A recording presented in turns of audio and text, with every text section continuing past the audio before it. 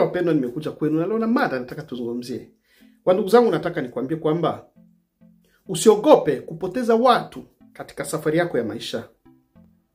Lakini ogopa kupoteza amani ya nafsi yako.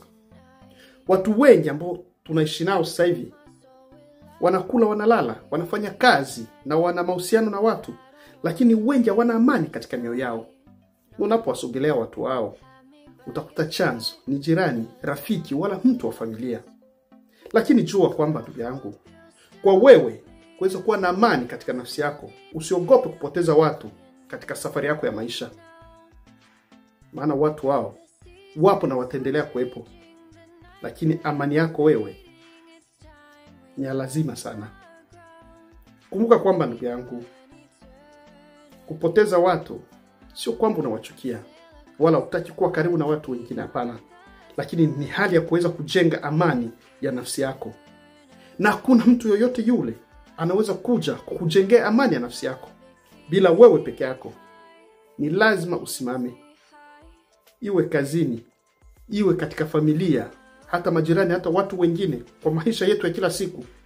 Fanya nguvu uweze kujenga amani ya nafsi yako. Na hakuna mwingine anaweza fanya hivyo tofauti ya wewe peke yako. Magonjwa mengi tunayoyapata sasa hivi, hata kama tuna watu wengi wanazungumzia kwamba ni chakula tunachokula, ni hali ya maisha tunayoishi, ndiyo yaweze ikawa, lakini ujue kwamba kuna watu wanakuwa ni sababu ya kuweza kuletea watu wengine matatizo katika dunia tunayoishi. Anaweza kawa ndugu wa familia, anaweza kawa jirani, anaweza kawa hata rafiki. Waweza kuweka mawazo yako yote kwao. Waweza kuwa ndio wewe unawategemea usiku na mchana. Yaani maisha yako umeyaweka mikononi mwao. Na watu hao ndugu yangu, waweza kukuangusha siku moja, na watakapokuangusha wewe utakosa amani ya nafsi yako. Na ni kitu cha lazima, ni lazima ujenge amani. Watu wanaweza wakapotea, lakini usipoteze amani katika maisha yako. Na hiyo itakusaidia. Na hata magonjwa mengine ambayo yanaweza kusababishwa kuletwa na hali hiyo unayopitia yatakimbia maisha yako na utakuwa mwenye furaha. Ndiyo, hakuna mtu awezaye kuishi peke yake katika dunia hii. Ni lazima uwe karibu na watu wengine, lakini kuwatambua wale watu watakao kukuletea wewe amani na kuishi nao kwa usalama si rahisi kwa dunia tunayoishi. Ni mtihani ngumu sana. Jenga amani peke yako, na hapo utajipa raha na utakuwa na usalama katika safari yako ya maisha.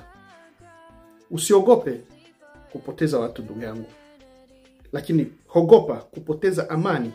Na unapokosa amani ya nafsi yako ndugu yangu, waweza kuhangamia. Na kama mashauri haya ndugu yangu yatakufikia, na kuomba uweze kujenga na wewe amani.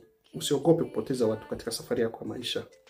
Gawa na watu wengine, na amani iwe kwetu wote. Amen.